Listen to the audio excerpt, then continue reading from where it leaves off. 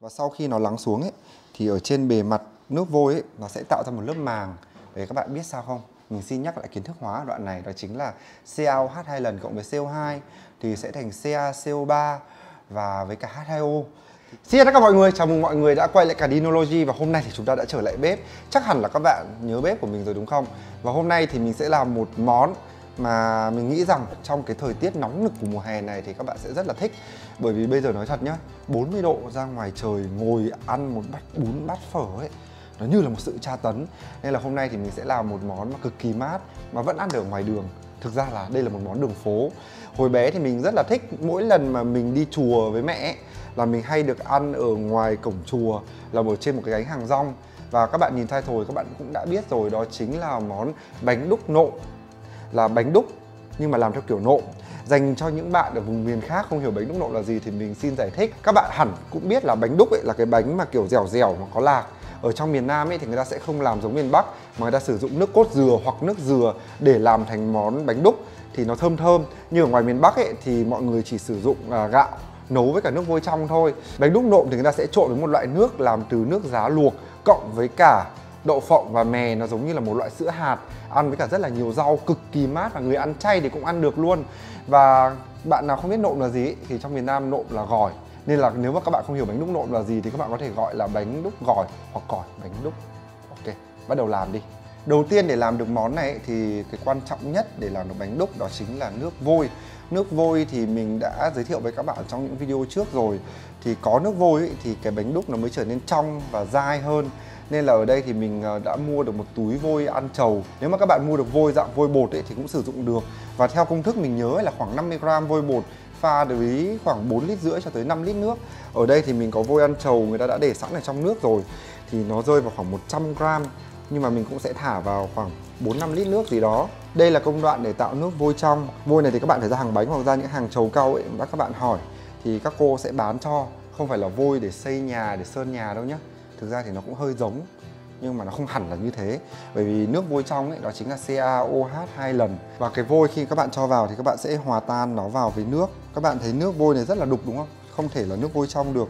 Bởi vì sau khi hòa tan ấy thì chúng ta sẽ để cái nước vôi này nó lắng xuống. Nó lắng xuống thì nó mất khoảng nửa tiếng cho tới 1 tiếng. Và sau khi nó lắng xuống ấy thì ở trên bề mặt nước vôi ấy nó sẽ tạo ra một lớp màng. Để các bạn biết sao không? Mình xin nhắc lại kiến thức hóa ở đoạn này, đó chính là CaOH 2 lần cộng với CO2 thì sẽ thành CaCO3 và với cả H2O. Thì cái màng ở trên này nó chính là CaCO3, nó chính là một dạng đá vôi nhưng mà vì nó ít và nó ở trong nước ấy thì nó sẽ tạo ra được một cái lớp màng ở phía trên. Thì đó là cái dấu hiệu mà chúng ta biết được rằng là nước vôi đã sẵn sàng, đã trong và có màng ở trên. Mình đang hòa tan rất là cẩn thận. Và mình biết rằng rất nhiều bạn hỏi mình rằng ấy là nếu các bạn không có nước vôi trong thì các bạn có thể thay thế bằng cái gì được không? Tuy nhiên là theo mình biết ấy thì là chưa có cái gì mình biết là có thể thay thế được. Nên là nếu mà muốn nấu một món ăn truyền thống thì chúng ta hãy cố gắng tìm một nguyên liệu truyền thống để có thể nấu được. Và mình đã hòa tan xong cái phần nước vôi của mình và mình sẽ để ở bên này và đợi trong vòng khoảng 1 tiếng nữa cho nước vôi lắng và chúng ta sẽ lấy cái phần nước ở trên. Và tiếp theo thì mình sẽ làm đến phần ngâm lạc. Chúng ta sẽ có 2 phần lạc hay gọi là 2 phần đậu phộng. Mỗi phần 200g. Một phần ấy thì mình sẽ cho vào trong bánh đúc thì để làm ra cái món bánh đúc lạc. Còn một phần thì mình sẽ làm cái nước nộm. Nó hơi giống cái gọi là sữa hạt ấy. Vì chúng ta sẽ xay lạc ra sau đó làm thành cái nước trong trong. Vì vậy cả 2 phần này đều cần ngâm. Nếu mà các bạn kỹ thì các bạn nên ngâm lạc trong vòng khoảng 6 tiếng. Thì khi mà các bạn ngâm 6 tiếng ấy, thì lạc sẽ rất là mềm. Khi luộc lên ăn sẽ rất là bùi. Tuy nhiên là mình không có nhiều thời gian đến như vậy nên là mình chỉ ngâm lạc trong vòng khoảng 2 tiếng. Các bạn nên mua loại lạc đỏ nha các bạn. Lạc thì đã tách cái vỏ ngoài và vẫn còn cái vỏ lụa màu đỏ này này. Đó. Và mình sẽ để nước vào đây. Ngâm lạc. Chà chà.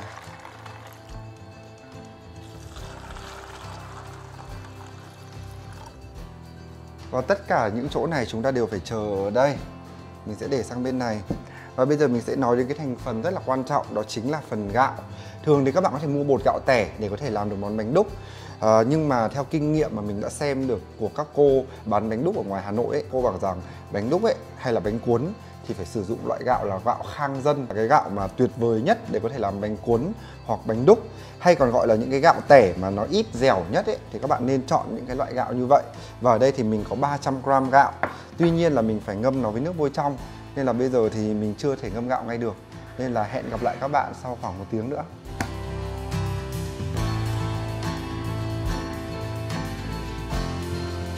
Các bạn ơi, và mình đã trở lại rồi đây, và bây giờ sẽ đến công đoạn quan trọng nhất. Nhưng mà trước khi các bạn muốn biết là toàn bộ cái món bánh đúc nộm nó làm như thế nào ấy, thì các bạn hãy ấn subscribe ngay tại bây giờ. Bởi vì chỉ khi các bạn subscribe ấy, thì mình mới có động lực để làm tiếp những video khác cho các bạn. Và bây giờ thì mình đang có ở đây khoảng 3 lạng gạo Khang Dân. Gạo Khang Dân này thì các bạn mua ở ngoài Bắc sẽ dễ hơn, ở trong Nam thì sẽ hơi khó kiếm. Nhưng mình vẫn xin nhắc lại là nếu mà các bạn muốn có cái gạo Khang Dân này mà không tìm được ấy, thì các bạn hãy mua loại gạo tẻ. Cái loại nào mà ít dẻo nhất ấy, thì sẽ rất là phù hợp để làm bánh cuốn cũng như là bánh đúc. Thì mình sẽ cho 3 lạng gạo vào đây. Và tiếp theo thì các bạn nhìn vào đây nhé. Thì nước vôi ở đây đã trở nên lắng và trong rồi, và có một cái lớp màng ở trên. Thì mình sẽ lấy khoảng một ít nước vôi để ngâm gạo.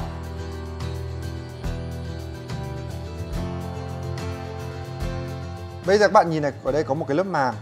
Đó, cái lớp màng này chính là đá vôi đó. Bây giờ mình sẽ lấy ở đây khoảng nửa lít trước nhé. Các bạn lấy nhẹ thôi. Nếu các bạn lấy mạnh quá thì vôi ở dưới nó sẽ... Nếu các bạn lấy mạnh quá thì vôi ở dưới nó sẽ sình lên. Các bạn thấy điểm đặc biệt không? Khi mà cho nước vôi vào trong gạo ấy, lập tức là gạo sẽ trở nên vàng hơn. Và nếu mà các bạn sử dụng cái bột gạo tẻ ấy, thì nó cũng sẽ có hiệu ứng tương tự như vậy. Nước vôi sẽ làm cho gạo vàng hơn. Và đây mình sẽ để cái hình bánh đúc ở đây này. Các bạn nhìn này, bánh đúc luôn luôn có một cái màu vàng đặc trưng, chứ nó không trắng như cơm và nó cũng không trắng như nước vôi. Bởi vì hai cái này nó kết hợp vào nhau, nó sẽ thành cái màu như này. Và mình sẽ ngâm gạo ở đây trong vòng khoảng 20 phút.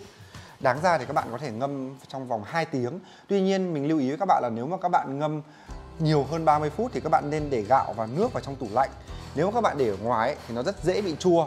Nên là đây là lưu ý của mình dành cho các bạn. Và hôm nay ấy, thì hàng xóm nhà mình thì đang sửa nhà, nên là các bạn hãy thông cảm cho mình vì cái tiếng đập như này. Mình biết là rất khó chịu, nhưng mình không có cách nào để ngừng người ta lại cả. Mình cứ nói lại bắt đầu đập. Đó. Các bạn ơi, 20 phút đã trôi qua rồi, các bạn nhìn này. Gạo bây giờ siêu vàng. Mình không biết là cái phản ứng hóa học gì giữa nước vôi trong với cả gạo mà khiến cho gạo vàng kinh khủng như này.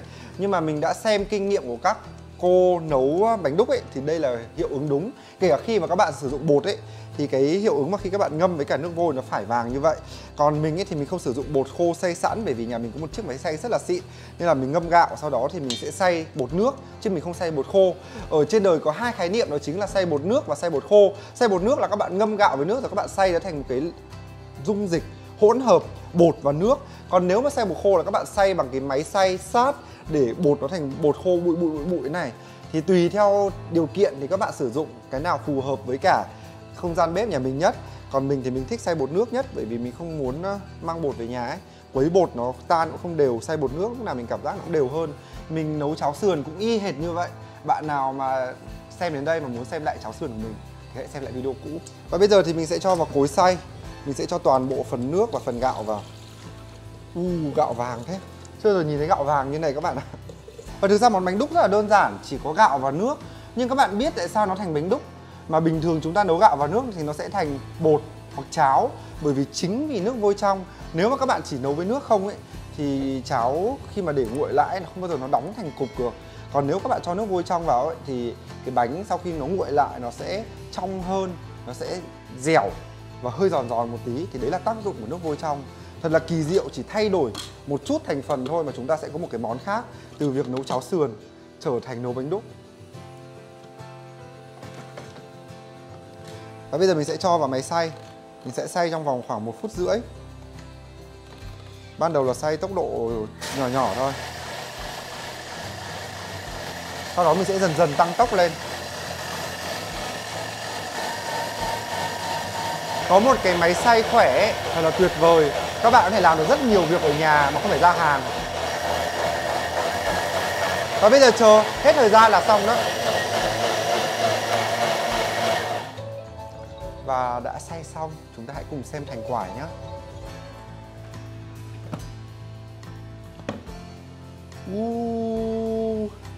Mình thì thấy rất là ưng ý đấy các bạn. Và bây giờ thì các bạn có thể thấy rằng ngoài những hạt gạo ở trên thành ra thì nước ở dưới này rất là mịn. Wow, mình không phải tốn tiền mua bột gạo cũng như không phải ra hàng xay gạo mà ở nhà mình cũng có thể xay được gạo như thế này, tuyệt vời. Đây chính là hỗn hợp bột gạo tẻ với cả nước vôi trong và sẵn sàng để chúng ta nấu bánh đúc ạ.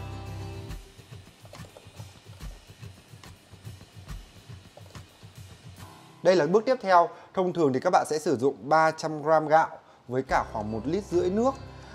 Nên là vừa nãy thì mình đã cho vào kia khoảng 1 lít nước để xay gạo rồi. Và bây giờ thì mình sẽ cho vào đây khoảng 700ml nước để mình bắt đầu đun sôi cái nước này lên. Sau đó mình đổ cái hỗn hợp gạo vào trong nước đã ấm ấy, thì gạo nó sẽ ít nguy cơ bị vón cục hơn. Nếu mà mình cho toàn bộ nước vào gạo xong mình mới bắt đầu quấy ấy, thì nó rất dễ bị vón và lúc đầu mình quấy rất là mạnh. Nên là mình sẽ chia ra thành 2 phần nước như vậy. Và mình nói là 1,5 lít nước, nhưng tại sao mình lại cho vào đây 700ml? Bởi vì mình trừ hao đi. Vì khi mà mình quấy bánh đúc ấy thì nó sẽ bay hơi một chút, nên mình cho thêm 200ml trừ hao. Và đây mình sẽ cho vào đây đầu tiên. Ở đây được nửa lít rồi này. Và mình sẽ cho thêm 200ml nữa. Đây, 200ml. Đây là tổng cộng là 700ml nước vôi trong. Và mình sẽ bắt đầu đun nước lên và đun ở lửa bình thường thôi, đừng để nó sôi bùng bùng. Và ok. Và đợi nước ấm lên thì mình sẽ bắt đầu cho nước bột gạo vào trong này.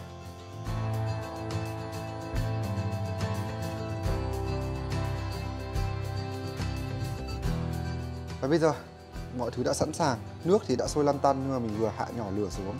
Mình sẽ đổ cái phần hỗn hợp bột gạo cùng với cả cái nước vôi trong vào đây. Các bạn thấy là mình sẽ cho qua một lớp gray, bởi vì mình xay ấy, nên là mình không tự tin vào cái xay này. Đây là mình cứ gray qua cho chắc các bạn ạ. Thực ra thì các bạn chẳng cần xay đâu. Nếu mà các bạn đã tự tin rằng là cái phần gạo của mình đã được xay rất là nhuyễn.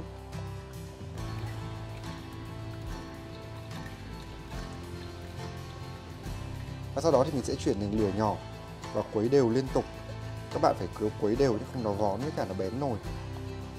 Lần trước mình đã quấy bánh đúc ấy, rất là mệt mỏi và có phần không thành công các bạn ạ. Nên lần này mình quyết tâm phục thù. Quyết tâm. Nên là các bạn hãy kiên nhẫn cùng mình xem mẻ bánh đúc lần này có thành công hay không. Lần ngày xưa người hay nói rằng quấy bánh đúc ấy giống như là một màn thử thách. Ai quấy được bánh đúc ấy thì ắt hẳn là một người đủ kiên nhẫn và rất là khỏe. Và mình có xem thêm một số phóng sự của các cô làm bánh đúc chuyên nghiệp ấy. Các cô bảo một nồi bánh đúc ngon ấy, các cô quấy đến tận 3 tiếng. 3 tiếng đồng hồ đứng quấy các bạn ạ. Còn hôm nay thì mình không biết mình mất bao lâu đây. Thực ra mình có thể cho vào Thermomix. Ở đây nó có cái tay quay, vừa đun nóng vừa quay. Nhưng mà mình quyết tâm làm theo cách truyền thống các bạn ạ. Nhớ là lửa lúc nào cũng phải nhỏ. Các bạn để lửa to quá chắc chắn là bén nồi. Và các bạn nên chọn một cái nồi mà có cái đế nó dày một chút. Đừng chọn những cái nồi có đáy mỏng. Đáy mỏng ấy, các bạn đun ấy rất dễ bị bén và nó không đều nhiệt. Và với bánh này thì vừa nãy mình quên mất các bạn ạ.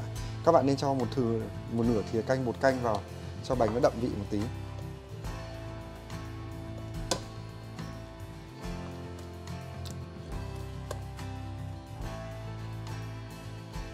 Và trong lúc mình quấy bánh đúc này thì mình sẽ chuẩn bị một cái nồi bên cạnh. Lúc này mình sẽ luộc lạc. Mình đã ngâm ở đây trong vòng mấy tiếng rồi. Và bây giờ mình sẽ cho vào đây khoảng 1 thìa bột canh và luộc lạc lên cho nó đến khi nó thật là mềm và bùi. Lạc này các bạn không cần phải bỏ vỏ nha. Và mình sẽ tiếp tục quấy bánh đúc.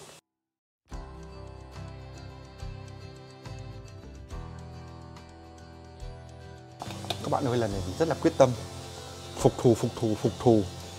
Và nhìn so far so good, có nghĩa là cho đến giờ vẫn ổn các bạn ạ. Bởi vì bánh này bắt đầu chuyển sang màu vàng đậm hơn. Cái bánh đúc khi mà nó thành phẩm ấy là nó chuyển sang cái màu trắng ngà, hay còn gọi là màu nó hơi vàng, rất là tuyệt vời. Và lần trước ấy mình làm nó hơi bị ít nước quá, nó rất là đặc.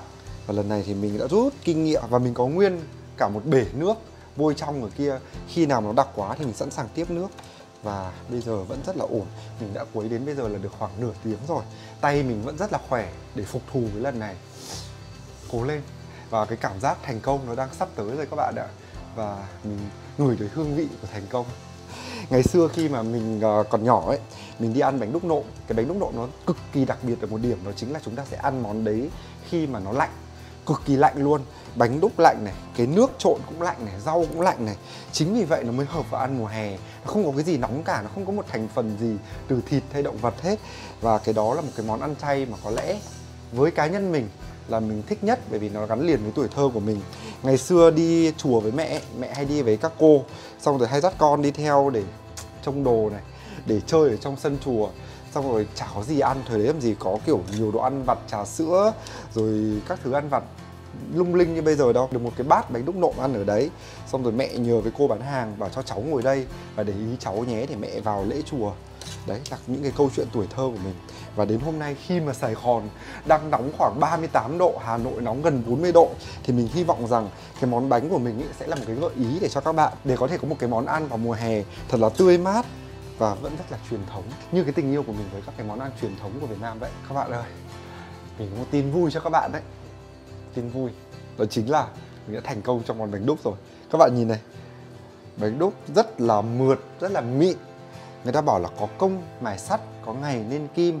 Còn mình tin rằng là có công quấy bánh đúc thì có ngày sẽ được bánh đúc hoàn hảo. Và bánh đúc bây giờ sau khoảng 2 tiếng đồng hồ quấy gãy cả tay, thì bây giờ các bạn nhìn này, nó rất là mịn và nó chuyển sang cái màu vàng óng, không phải vàng mà gọi là màu trắng ngà. Cái màu trắng ngà như này này, đó. Và trong lúc đó thì mình luộc cái lạc hay còn gọi đậu phộng thì cũng đã đến vừa chín. Cái thành phẩm của đậu phộng hay lạc các bạn ăn ấy thì nó phải bùi và nó không còn sượng nữa. Đây, ui nóng, nóng, rất là bùi rồi. Thì mình sẽ lấy cái đậu phộng ra để cho thật ráo nước.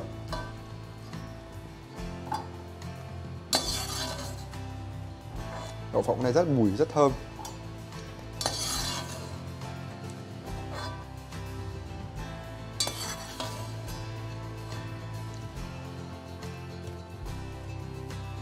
It was at this moment that he knew. He fucked up. One eternity later. Các bạn ơi, thật sự là mình nghĩ là vừa nãy đã xong. Xong các bạn biết mình đứng quấy thêm bao lâu không? Thêm hơn 1 tiếng và tổng cộng thời gian quấy mình là hơn 3 tiếng đồng hồ. Và các bạn nhìn này, nó phải như thế này này thì mới nói là bánh đúc. Khi nào mà các bạn nhấc lên mà nó đặc, nó đứt ra như này này, thế mới là bánh đúc. Và bây giờ thì mình sẽ trộn lạc vào. Lạc chờ từ nãy đến bây giờ mới được trộn. Và các bạn trộn ít lạc thôi. Bởi vì nếu mà các bạn trộn nhiều lạc ấy thì khi vào trong bánh đúc ấy thì cái bánh đúc nó sẽ dễ bị gãy khi mà các bạn cắt. Bởi vì là các cái phần lạc ấy nó sẽ không kết dính cái bánh đúc lại. Và có một đặc điểm của bánh đúc nóng khác bánh đúc lạc như này ấy, là bánh đúc lạc đặc hơn. Và bánh đúc nóng ấy thì sẽ cho dầu ở bên trong. Còn bánh đúc lạc thì không. Khi mà các bạn cho dầu vào ấy thì nó sẽ không đặc lại được như này. Và bây giờ mình đang trộn lạc vào. Ui chà, đấy, các bạn cố gắng trộn lạc vào. Đáng ra là mình nên trộn lạc vào lúc mà cái bánh nó chưa đặc đến mức này. Khi mà nó đặc quá rồi ấy, thì trộn lạc nó sẽ rất là khó. Đây cũng là một bí quyết dành cho những bạn nào mà đã xem video của mình, là các bạn có thể làm được cái bánh đúc tốt hơn mình. Và bây giờ mình rất là ưng ý với cái mẻ bánh đúc này luôn đấy. Trời ơi, sau bao nhiêu lâu thì mình cuối cùng mình đã phục thù được các bạn ạ. Cái món bánh đúc này cuối cùng chinh phục. Và lần này thì mình rất là tự tin về kết quả. Đó. Và mình nghĩ rằng nguội lại nó sẽ vừa ngon. Thật sự là các bạn hãy cân nhắc với cái việc là các bạn làm bánh đúc tại nhà. Mình quấy đến bây giờ mình cảm giác như tay phải của mình sẽ phải to gấp đôi tay trái. Nên các bạn muốn làm món bánh đúc nộm tại nhà, mình khuyên các bạn nên mua bánh đúc lạc ở ngoài hàng. Sau đó mình sẽ chỉ cho các bạn là phần nộm sau. Yeah, xong rồi. Và bây giờ mình sẽ bê ra đổ khuôn. Và bây giờ mình đã xong rồi các bạn ơi. Wow, bánh đúc nó không ra khỏi nồi. Và mình nghĩ mình có một kinh nghiệm cho các bạn, đó chính là các bạn sẽ sử dụng ít nước hơn các bạn ạ. Bởi vì là nếu mà các bạn sử dụng nhiều nước như mình ấy, quấy rất là lâu. Mình nghĩ rằng là cái tỷ lệ hợp lý ấy, nó sẽ là nửa cân bột, nửa cân gạo đi cả 1,5 lít nước. Như vậy quấy sẽ vừa. Chứ quấy như mình hôm nay quấy lâu quá các bạn ạ. Ui chà chà. Đó. Các bạn thấy giống bánh đúc ngoài hàng chưa? Nó có cái độ trong, độ bóng bóng vàng vàng. Và khi nào bánh đúc thật là nguội ấy, thì các bạn cắt được nhé.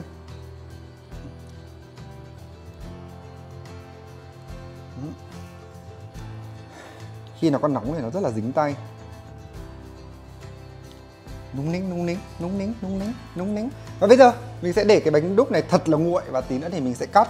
Dĩ nhiên là nhìn thế này thôi, nhưng mà khi mà cắt mỏng ra để ăn ấy thì sẽ vừa. Ok, bây giờ chúng ta sẽ đi làm nước bánh đúc nộm nha. Các bạn ơi, ban đầu mình tính ấy là mình sẽ nấu món này trong vòng khoảng 3 tiếng, 4 tiếng đồng hồ. Và đến bây giờ thì đã là 5 tiếng rồi. và chúng ta sắp kết thúc món rồi, các bạn yên tâm. Thực ra thì lâu nhất là cái công đoạn làm bánh đúc, nên là nếu mà các bạn có làm món này thì các bạn nên dành nửa ngày để làm bánh đúc trước để thong thả về thời gian, bởi vì nó quấy quá là mệt. Nên là bây giờ mình sẽ bắt đầu làm nước. Thì đầu tiên thì mình sẽ cho một cái nồi nước ở đây thì khoảng phải 1,5 lít nước. Sau đó thì mình sẽ luộc sơ giá hay còn gọi là trụng. Sau khi trụng ấy thì mình sẽ đi luộc cái đậu phộng này. Đó. Nếu mà và chúng ta sẽ sử dụng cả mè trắng nữa, hay là vừng, là lạc và vừng, mè và đậu phộng. Ok, đúng tiếng cho các bạn. Thì chúng ta sẽ sử dụng hai cái này để nấu với cái nước luộc giá, giống như là nấu sữa hạt vậy. Bây giờ mình đang chờ nước sôi. Trong lúc chờ nước sôi thì mình sẽ cho vào 1,5 lít nước, khoảng 1,5 thìa bột canh. Và sau đó mình sẽ cho vào đây khoảng 1/2 thìa mì chính. Các bạn ơi, nước đã sôi lăn tăn rồi. Và bây giờ thì mình sẽ thả giá vào. Ở đây hôm nay mình sử dụng khoảng 3 lạng giá. Và không hiểu sao ấy, cái cô bán rau của mình, lần nào cô bán giá cho mình nó cũng có cái mầm xanh xanh này.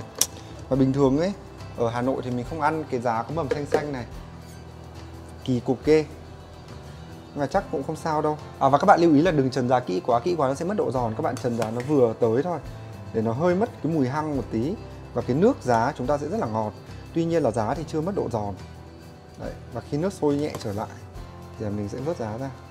Và mình sẽ để giá bên này cho thật là nguội. Món này ăn rất nguội nha các bạn. Cái gì cũng phải nguội, và thậm chí là nguội hơi lạnh ấy. Và tiếp đến mình sẽ cho vào cái nồi nước giá này 2 lạng mè.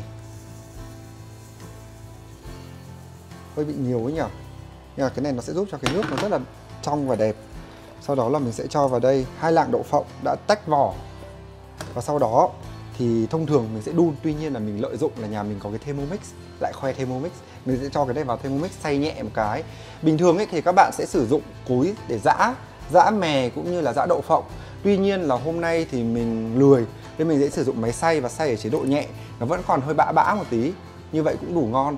Nó hơi giống cái cách mà chúng ta làm sữa hạt vậy. Sữa hạt thì các bạn sẽ xay cái này rất là nhuyễn, sau đó các bạn lọc lại đúng không? Còn mình thì không xay nhuyễn lắm. Ok.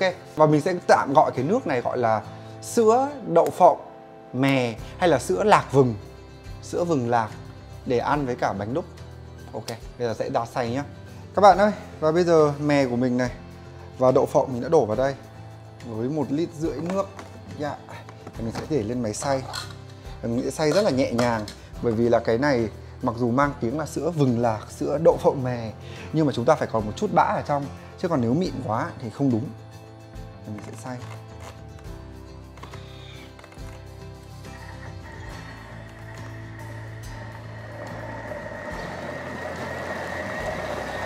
Và mình sẽ xay tốc độ rất là chậm. Các bạn nghe tiếng thì các bạn có thể thấy rằng là chậm hơn so với cả mình xay gạo rất là nhiều, vì mình không cần nó quá mịn. Nếu mà các bạn xay quá mịn ấy thì nó giống sữa quá. Ở nhà thì mình nghĩ rằng các bạn sẽ lấy lạc khô này, giã ra, giã cả mè nữa, sau đó cho vào nước nấu thì nó cũng ra được cái nước đục trắng như sữa như vậy. Và nhân tiện máy của mình có làm nóng ấy, thì mình đun cái nước này nóng luôn một lúc. Đã xay xong các bạn ạ. Và bây giờ thì mình hơi đun nhẹ ở trên này. Tuy nhiên là nếu mà các bạn không có máy thì các bạn cũng phải đun ở ngoài bếp. Và bây giờ thì mình cũng làm theo đúng thủ tục để cho các bạn biết là sẽ đun như nào. Thì khi mà các bạn mở ra ấy, thì cơ bản sữa lạc mè, lạc vừng và đậu phộng mè nó sẽ nhìn như vậy các bạn ạ. Và các bạn ơi, bây giờ mình sẽ đổ ra đây, đun thêm một lúc nữa cho đến khi mà các bạn cảm giác là đậu phộng, lạc, vừng, mè nó chín là được. Và các bạn đi lưu ý là chúng ta sẽ giữ toàn bộ cái nhân này lại nhé, không bỏ đi tí nào hết.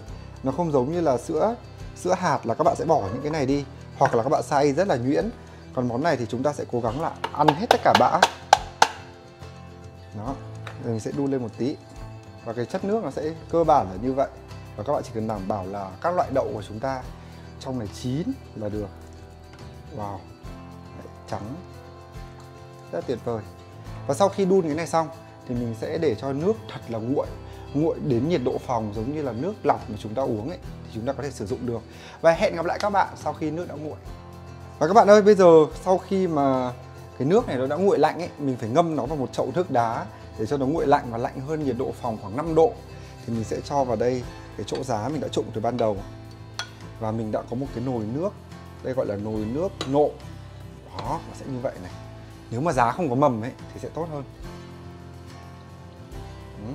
Và bây giờ mình sẽ bê ra bàn và sẽ thái bánh đúc và chúng ta sẽ thưởng thức nha các bạn. Và bây giờ thì đã sẵn sàng rồi các bạn ơi. Thật sự là đây là lần đầu tiên mình cảm thấy là mình làm bánh đúc một cách hoàn hảo và ưng ý. Bởi vì thật sự món bánh đúc rất là khó các bạn ạ. Bởi vì khi mà các bạn quấy, các bạn mất rất nhiều thời gian để có thể quấy được thành công món bánh đúc. Và bây giờ mình sẽ cắt bánh đúc các bạn ạ. Mình thích cái, bởi vì ăn bánh đúc nộm ấy, các bạn nên làm nó dẻo hơn một chút thay vì giòn. Bởi vì khi mà nó giòn, nó cứng quá ấy, thì ăn bánh đúc nộm ấy, mình không thích lắm, ăn nó giống thạch. Như này này, sau khi mà mình đã gọi mẹ mình và tư vấn qua điện thoại, tổ tư vấn qua điện thoại rất là dài, thì cũng đã được cái bánh đúc như ý. Và bây giờ mình sẽ cắt. Như các cô ở hàng ấy, thì các cô còn để trên tay, cứ thế mà cắt. Mình thì chắc còn lâu mới đạt được cái trình độ như vậy. Đây, mình sẽ cắt. Đó, sau đó mình sẽ để vào trong bát, vừa phải thôi. Nhưng mà hôm nay đã mất công làm bánh đúc nên mình sẽ làm hai món luôn. Đó là bánh đúc nộm và bánh đúc chấm tương. Để ăn bánh đúc chấm tương thì dĩ nhiên các bạn sẽ cắt dày hơn. Như thế này này, thì nó chấm sẽ vừa. Đây, bánh đúc chấm tương các bạn ơi. Wow, là thấy hôm nay mình để 3 miếng thôi. Mình có chút xíu, ăn chả đáng bao nhiêu. Ok, và bây giờ dọn bàn. À, chưa được dọn bàn, quên mất. Và bây giờ để hoàn thành nốt cái món bánh đúc nộm này thì mình có nồi nước dùng lạnh ở đây. Mình thích ăn lạnh. Đấy, các bạn sẽ múc vào đây cái nước đậu phộng này với giá này. Và các bạn nên lấy ở dưới cả những cái đậu phộng và vừng nó còn lặn xạn ở dưới này này, những cái bã dưới này này, rất là ngon. Đó, và món này thì ăn chay hoàn toàn được nha. Bạn nào mà ăn chay thì ăn món này cũng được luôn. Ok, giờ cho mình biến mất một chút để dọn bàn. Và trước khi trình bày ấy, thì mình sẽ cho lên đây một chút muối vừng nhà làm luôn, để lên trên này. Bạn nào mà muốn ăn mặn hơn ấy, thì có thể điều chỉnh bằng muối vừng.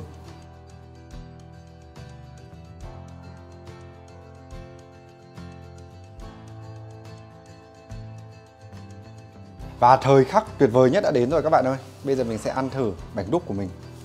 Trời ơi, cái món tuổi thơ bao nhiêu lâu. Bánh đúc dẻo dẻo. Và đầu tiên mình chấm tương bần. Tương bần thì các bạn mua tương bần là cái tương mà làm từ đậu nành nhưng mà nó còn nguyên hột.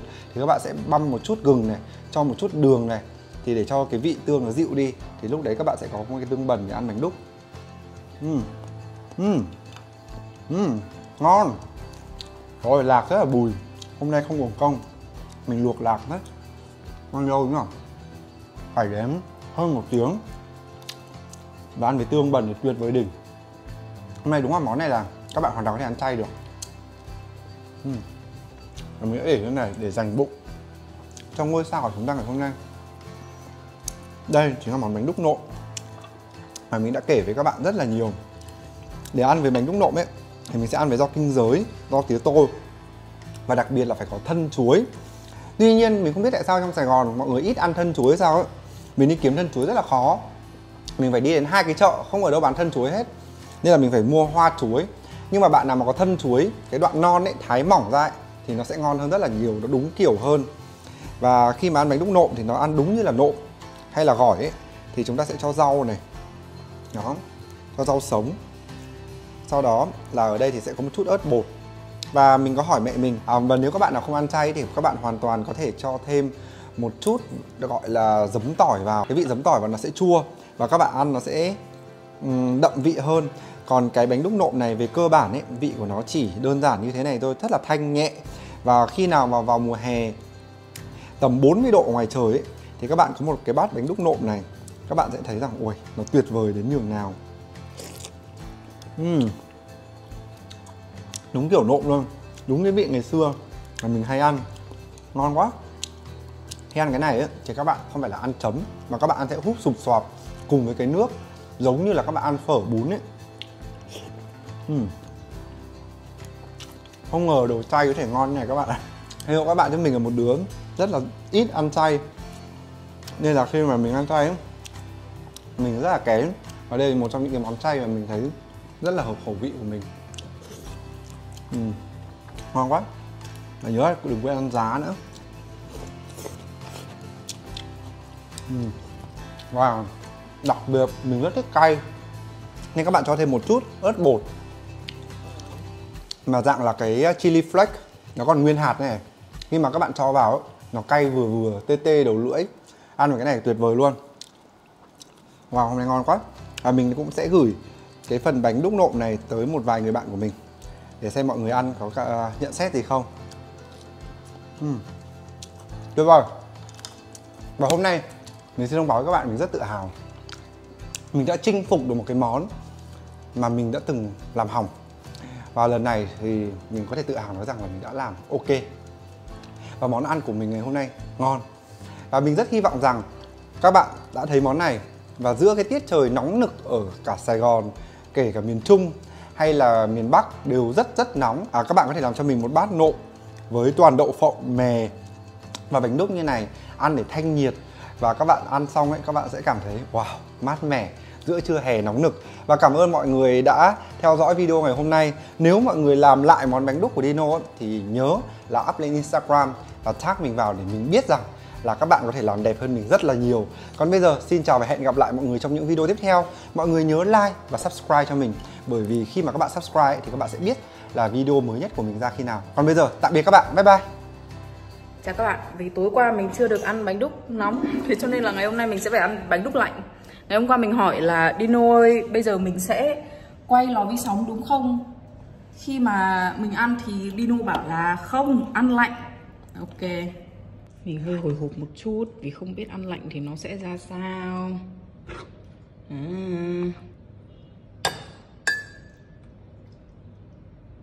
Nhìn không được đẹp cho lắm. Thế nhưng mà không sao. Đây là lần đầu tiên mình ăn bánh đúc mà chan cái nước như thế này các bạn ạ. Bình thường ở Hà Nội hoặc là mình sẽ ăn bánh đúc nóng, hoặc là mình sẽ ăn cái bánh đúc nóng mà nó chảy ấy, hoặc là mình sẽ ăn cái bánh đúc mà cứng như thế này nhưng mà chấm tương thôi chứ không có chan nước như vậy.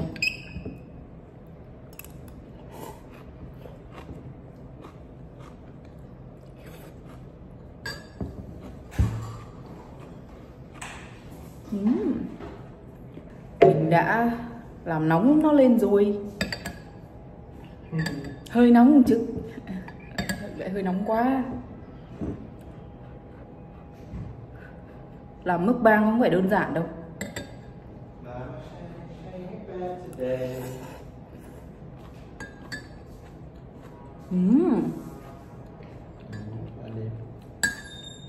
Mình thích ăn nóng hơn.